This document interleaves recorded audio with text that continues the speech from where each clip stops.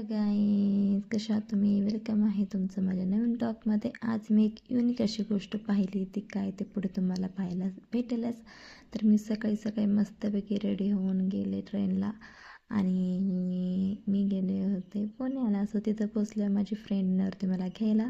ती पण थोडा वेळ होता, सो मी मस्तपैकी कॉफी पिली आणि तोपर्यंत त्या आल्या होत्या.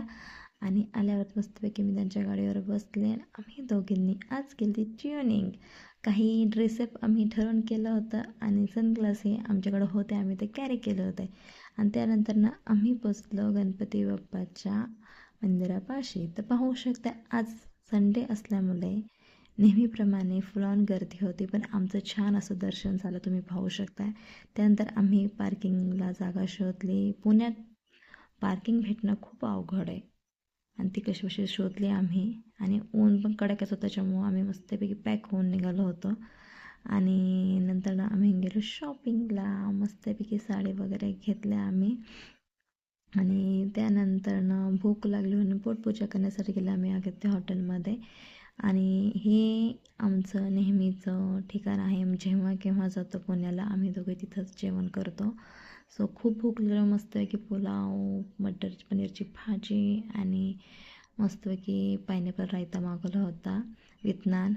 आणि बाहेर येऊन बघतो तर मस्तपैकी मी पाहिली ती विंटेज कार. माझ्या लाईफमध्ये मी फर्स्ट टाईम पाहिली आहे, बाकीच्याने पाहिली पण असेल.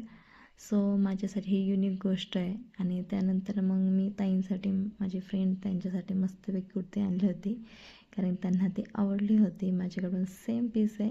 सो आम्ही असंही ट्युनिंग करत असतो. सो मी त्यांना ती गिफ्ट केली आणि त्यांच्या चेहऱ्यावरती तुम्ही स्माईल पाहू शकता, किती सुंदर आहे. त्यांना खूप आवडलं. आणि अशा प्रकारे आम्ही दमून खामून दोघीजणी निघालो घरी यायला. आणि माझा अवतार बघू शकता कसं चालतं दमल्यासारखा. त्यानंतर त्यांनी मस्तपैकी मला स्टेशनला ड्रॉप केलं. पण तिथं आल्यावरती समजलं की ट्रेन अर्धा तास लेट आहे. अर्धा तिथंच टाईमपास करत बसावं लागलं. त्यानंतर आमची मॅडम आली, ती म्हणजे ट्रेनबाई. फुल ऑन त्यात पण गर्दी होती, कारण की अर्धा तास लेट असल्यामुळे खूप गर्दी झाली होती ऑलरेडी स्टेशनला. कशीबशी ट्रेन आल्यानंतर गर्दीमध्ये धक्काबुक्की करत मी ट्रेनमध्ये घुसले. कशीबशी जागा मिळवली आणि मी माझ्या घरी यायला निघाले. तर घरी येता मला झाला अंधार, पूर्णपणे काळोख झाला होता. कशीबशी मी माझ्या लोकेशनवरती पोचले. तर भेटू नवीन ब्लॉगमध्ये. Okay, bye.